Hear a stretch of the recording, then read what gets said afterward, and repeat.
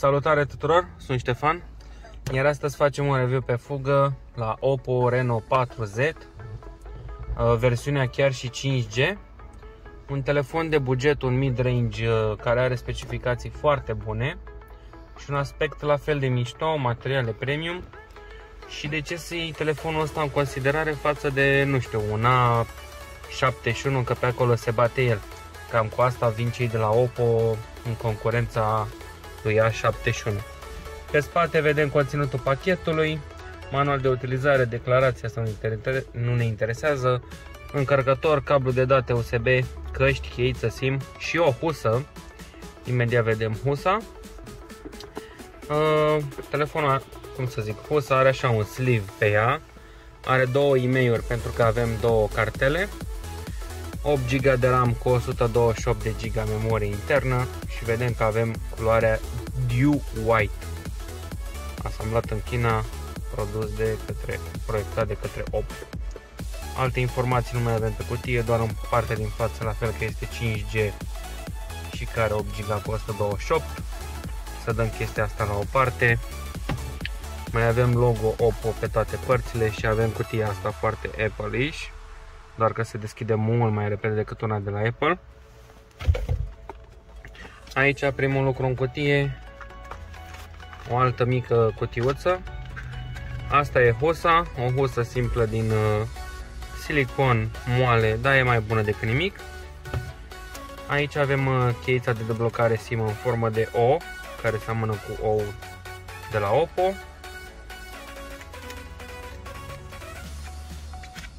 Și astea sunt certificatul de garanție, conformitate și un quick start guide care nu prea ne interesează.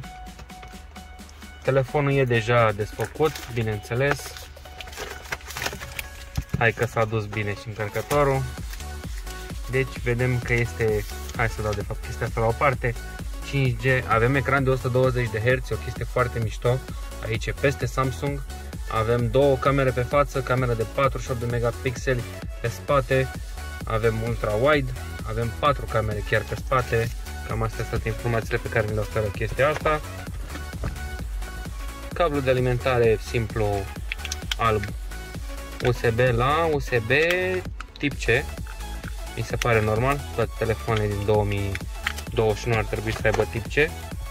Un brick imens de încărcare, un power supply, vedem că scoate 5V cu 2A la 10W sau 9V cu 2A la 18W. O să-l încarce destul de repede, din câte știu are o baterie de 4000 de mAh, dacă nu mă înșel, și o pereche de căști care zici că-s luate direct de pe iPhone 5, doar că controllerul ăsta e puțin diferit. Și un lucru bun, ia uite, muffă jack, căști cu muffă jack și cu microfon. Să ne uităm la telefon, cum l-am ridicat s-a deschis singur. Are o folie pe ecran preinstalată, cam așa arată ecranul lui în modul standard, să zic, e setat din fabrică. Vedem că are două camere, seamănă cu Huawei-urile, cu Mate-urile sau cu S10 Plus.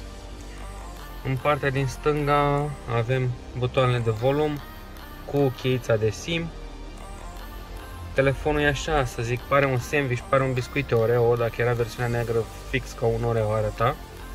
Avem aici un lip, n-am mai văzut chestia asta, adică aici pare foarte subțire și după mai vine o adâncitură, să zic, un deal așa mic peste. În partea de jos, mufa de căști, microfonul, portul tip C și difuzorul. În partea stângă, butonul de power ce are și senzorul de amprentă integrat. Iar în partea de sus doar încă un microfon cu difuzorul. Pe partea din spate vedem cele 4 camere foto și cu un blitz LED simplu pe centru. Na, cam asta ar fi și bineînțeles că e și el pus pe un bump ca orice telefon nou și cam asta e culoarea lui albă. Are așa un pic de degradé și îmi place că e mat. Nu se văd toate amprentele pe ele, chiar dacă ele sunt acolo, există. Hai să vorbim puțin despre partea din față. Ziceam că telefonul e destul de subțirel, 1,1 mm. Are o diagonală ecranul de 6,57 inch, un aspect ratio de 84,3. Ecranul este un Full HD Plus, să zic 1080 cu 2400, 400 de pixeli per inch, Corning Gorilla Glass 3. Cam așa arată și meniul principal al telefonului. Avem un Color OS versiunea 7, să zic este skin-ul celor de la Oppo aplicat peste Android. Telefonul vine cu Android 10 din cutie, doar că în secunda asta, ia să vedem ce avem aici. Avem Android 11 cu versiune Color OS 11.1. Procesorul este octa-core, un octa-core de 4 ori 2 GHz și 4 ori 2 GHz, depinde, sunt două pentru putere și două mai slabe. Dar din câte știu este un Mediatek, adică un Mediatek MT, cum ziceam, 8 GB de RAM cu 128 de GB memorie internă. După ce am instalat 2-3 aplicații mai are 106 GB disponibil, 2 SIM-uri, procesor grafic Mali G57 pentru cei mai geek pe care chiar și interesează chestia asta. Din păcate nu are și slot de card microSD, adică ne bazăm doar pe cei 128 de GB pe care îi avem din fabrică. Acum să vorbim despre ce e mai interesant și acelea fiind camerele. Avem 4 camere foto, cea principală de 48 de megapixeli cu f1.7, este un wide de 26 de mm. Mai avem una de 8 megapixeli ultra wide. Cam așa arată ultra wide-ul. Cam așa arată cea normală. Și mai avem două camere de 2 megapixeli cu depth sensor, ambele 2x și 5x, doar că nu prea știu cât de reale sunt sau nu. Pe față avem o cameră de 16 megapixeli cu cu f2.0. Filmare, ia să vedem, din câte știu e 4K la doar 30 de frame-uri pe secundă, dar să vedem dacă găsim și prin setări chestia asta. Sunet declanșare, rezoluție video 1080p din fabrică setat sau 4K tot la 30 de cadre pe secundă. Ia să vedem ce mai avem pe aici. Avem și mod nocturn, avem mod portret pentru că avem acele două depth senzoruri, avem filmare cu încetinitorul, avem timelapse, avem Pro, fotografie Pro, panoramă, scanner de text, de QR coduri, stickere care chiar nu mă interesează și avem moduri de beauty, de înfrumusețare AI, să ne facem mai frumoși decât suntem, nu? Că asta ne interesează cel mai mult. Acum hai să vorbim puțin despre conectivitate. Avem Wi-Fi și cu 5 GHz, 5G, bineînțeles că ăsta e cel mai interesant lucru al telefonului, faptul că are 5G. GPS, GLONASS, chestiile absolut normale, Bluetooth 5.1 cu aptX. NFC, din câte știu, da, are și NFC activ, se pot face plăți cu el. Bă, că mai avem și un mod confort ochi în care ecranul se face mai gălbeniu, să nu deranjeze atât de rău noaptea. Avem mod nu deranjați noaptea, adică să nu primim notificări în timpul nopții, economisirea energie și chestii absolut normale. Mod întunecat, îmi place că avem mod întunecat care e deja activat. Și cam astea sunt modurile simple. Are și niște sunete. Cam așa arată meniul lui principal.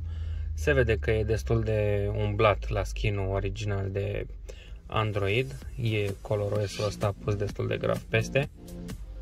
Cam de fiecare dată când închidem o aplicație sau facem ceva de genul, scoate niște sunete. Dar nu vrea să le scoată mereu. Nu știu, a scos niște sunete cum că ar fi șters sau ceva de genul. Hai să vedem repede și un video pe YouTube.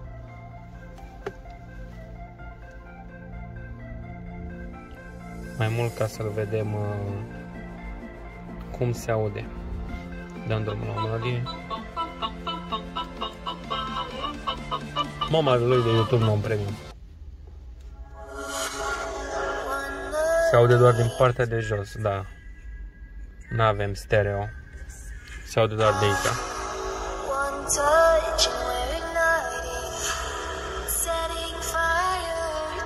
Nu se aude foarte tare,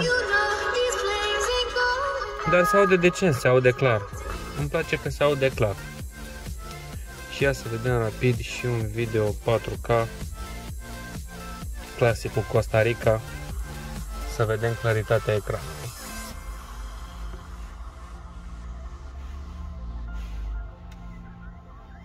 ...1080p HDR.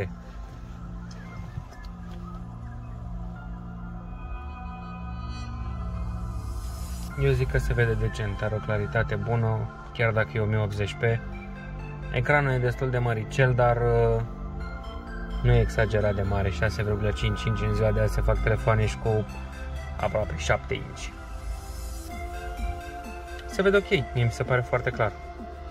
Nu știu cum vi se vede vouă pe filmare, dar mie îmi place foarte mult. Un lucru care m-ar mai interesa să-l văd în setări: deblocare ecran, amprentă, chip sau parolă. Avem amprentă, avem și deblocare facială, doar că e, cum să zic, e deblocare prin cameră, nu e nimic wow, biometric sau de genul. Control parental, instrumente practice, gesturi și mișcări capturi de ecran, alte jucării pe care le descoperi în timp. Cam astea ar fi de spus despre Oppo Reno 4Z 5G 128 de GB, are și telefonul ăsta o denumire super mare. Sper că vi s-a părut informativ acest review și unboxing. Sunt Ștefan și până la următorul review nu uita să dai un like, un share și neapărat un subscribe. Pa!